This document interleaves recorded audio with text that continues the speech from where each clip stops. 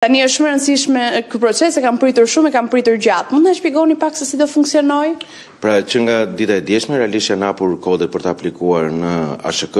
Çdo qytetar i cili ka një pasuri të paluajtshme të regjistruar në kadastër, ka mundësi të përfitojë nga procesi i rivlerësimit me afat deri në 31 dhjetor të 2026 me normën 5%.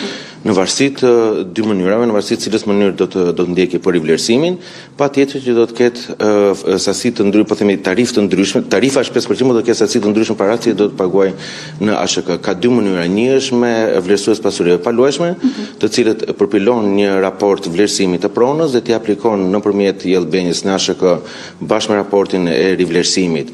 Dhe më pas ASHK të nxjerr faturën dhe paguan 5% të diferencës midis çmimit të blerjes, pra kostos së marrjes në pronësi, edhe vlerës që ka nxjerr vlerësuesi, dhe mënyra e dytë është drejt për drejt me çmimet minimale fiskale, që aplikon drejt për drejt në ASHK pa ndihmën e një vlerësuesi pasurive paluajtshme, dhe ASHK më pas në varësi të zonës ku je nxjerr vlerën e pasurisë, edhe në të njëjtën kohë të tregon se sa është tarifa që do paguar, pra sa është 5% i çmimit të diferencës.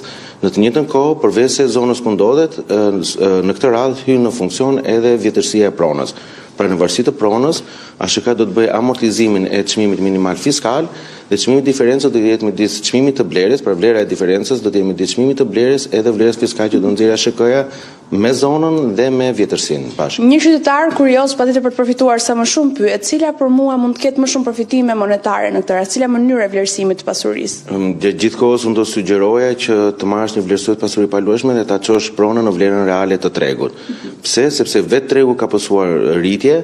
Çmimet e referencave ne akoma i kemi përveç qytetit Tiranës janë të gushit 2023-shit, për gjithë pjesën tjetër të Shqipërisë janë të 2016-s dhe në të njëjtën kohë një vlerësues i pasuri paluajtshëm në moment që të harton një raport merr në vlerësim skenar të ndryshëm të pronës dhe mund të t'i japi edhe indicie se sa mund të vlejë kjo pronë pas 6 muajit, pas një viti.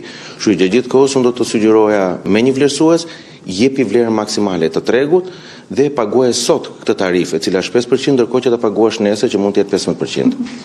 Me shishim tek rivlerësuesi, tek eksperti, në informacionet e dhëna edhe ditën e djeshme thuaj që procesi mund të realizohet në jellbenja, edhe në këtë rast shumë qytetarë ngatruan që nuk kam nevojë për një rivlerësues pasurie, mund ta bëj vetë totalisht. Si qëndron e vërteta dhe sa e vështirë është për të arritur tek ky proces? E vërteta është që mund të aplikosh nëpërmjet jellbenjës, por sot ke dy rrugë, ose do të vlerësosh pronën në atë nivel që shteti të tregon se sa vlen prona, ose do të vlerësosh pronën në nivelin që eksperti tregon se sa vlen prona.